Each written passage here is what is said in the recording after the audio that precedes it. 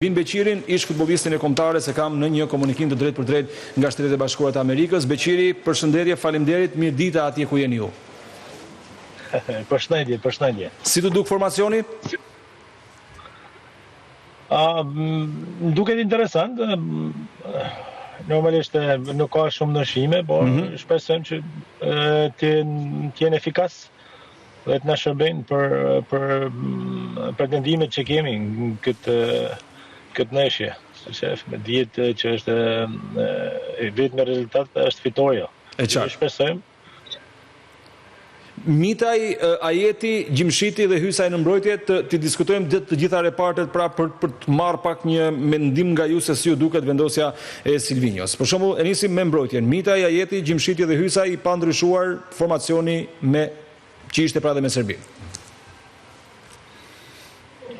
Tashmë ky repart është i konsoliduar.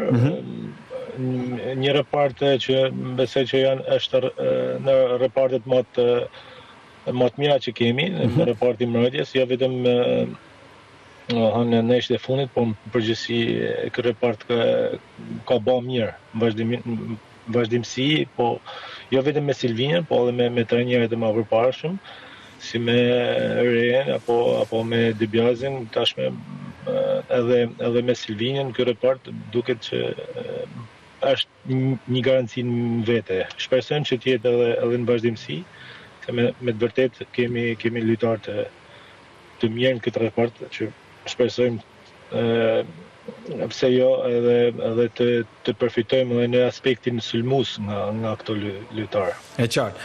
Laçi, Aslani dhe Julian Shehu në mezin e fushës. Një treshe, Laçi kam përshtypjen do të ketë mundësi për të kthyer edhe mbrapa për të shërbyer ekipit edhe në mbrojtje, po si të qoftë vendosja e parë në skemën e shumë përdorur tashmë nga Silvinjo 4-3-3 është e tillë.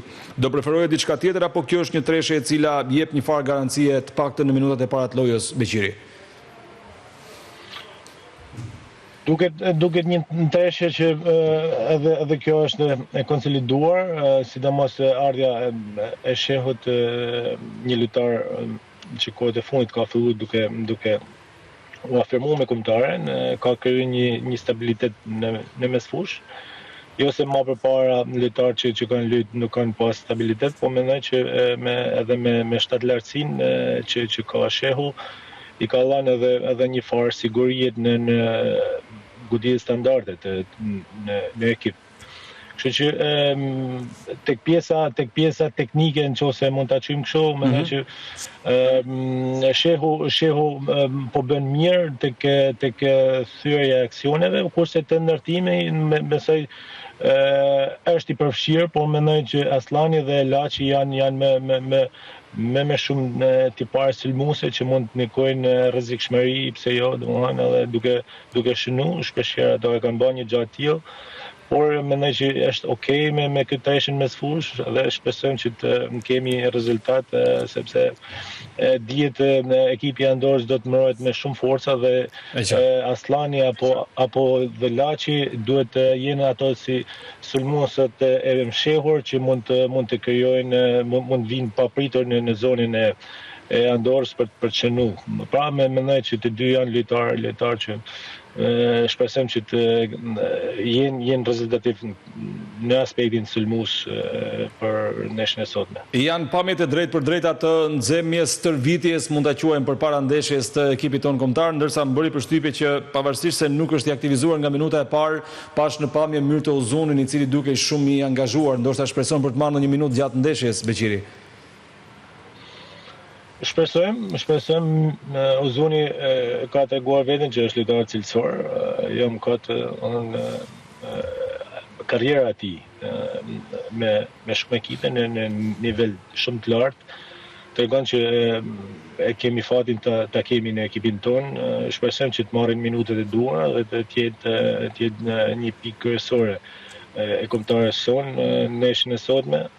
Shpresojmë që edhe të shënojnë, sepse vërtet kemi nevojë për sulmuesat që të jenë sa më efikas në ndeshjen e sotme, sepse siç e thash, Andora do të mbrohet me shumë forca dhe sulmuesat duhet të jenë shumë vigjilent dhe shumë të aft për të finalizu. Kështu që shpresojmë që Uzuni, po ashtu edhe sulmuesit tjerë të jenë sa më të qartë në aspektin e finalizimit. E qartë, po kombinimi Hoxhaj Manaj Broja është më i mirë sipas Silvinjo se kombinimi Uzuni, pra mënyrë të Uzuni Manaj Broja siç ishte në ndeshjen me Serbinë. Këtu kemi një ndrim kokë më kokë midis Hoxhës dhe Uzunit. Pse mendonin që ka zgjedhur Hoxhën mbrëmjen e sotme në raport me Uzunin e ndeshjes së Serbisë, Beqiri?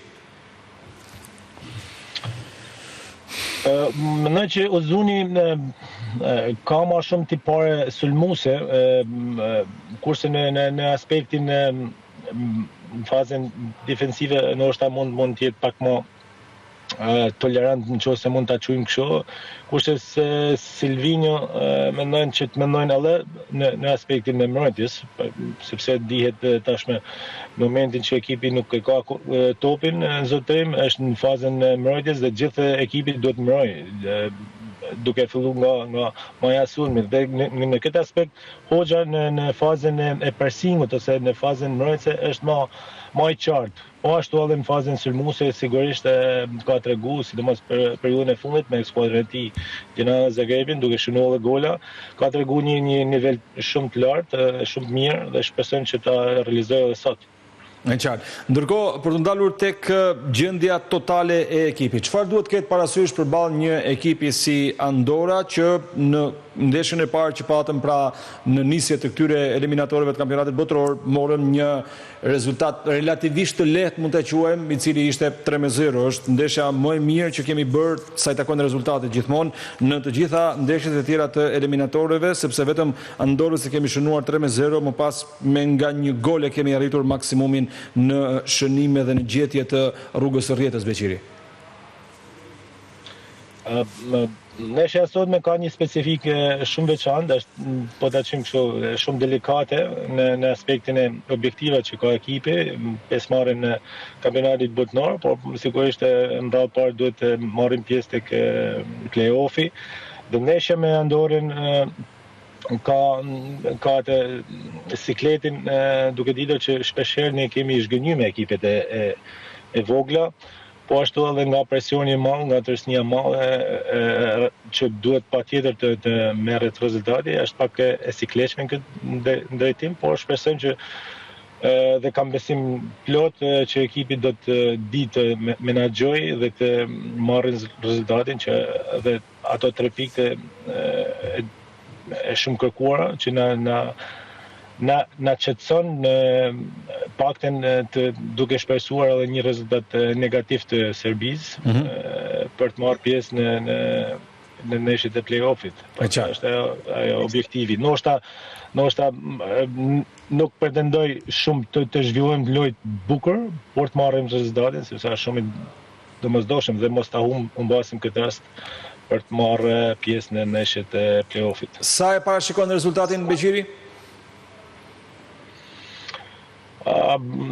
Një 2-0, mendoj që është okay. 2-0 pra 0-2. Një rezultat. Nga që ndeshja luhet në Andorra, 0-2 për 0-2 për Shqipërinë. Faleminderit shumë për këto minuta, Beqiri, dhe ju uroj një shikim të këndshëm të sfidës që besoj bashkon gjithë shqiptarët sot, qofshin apo jo brenda territorit shqiptar. Faleminderit, sukses të kombëtarës. Faleminderit. Ishim me Elvin Beqirin, ish futbollistin e kombëtarës shqiptare të futbollit, ndërsa ne kemi ardhur kështu në fund të kësaj hapësire vetëm sa i takon kombëtarës, sepse nga ora 20:45 minuta më pas keni mundësi që ta ndiqni drejt për së drejti në ekranin kombëtar Klan, së bashku më pas edhe pas ndeshjes me të gjitha deklaratat të cilat shpresojmë që të jenë deklarata fitoreje. Vetëm një ndërprerje shkurtër, ne rikthehemi më njëherë më pas në transmetimin tonë të drejt për drejt dhe flasim për lajmin e ditës, mbledhja e parë e përbashkët e qeverisë së Shqipërisë me atë italiane, me të ftuarin diskutojmë marrëveshjet e nënshkruara.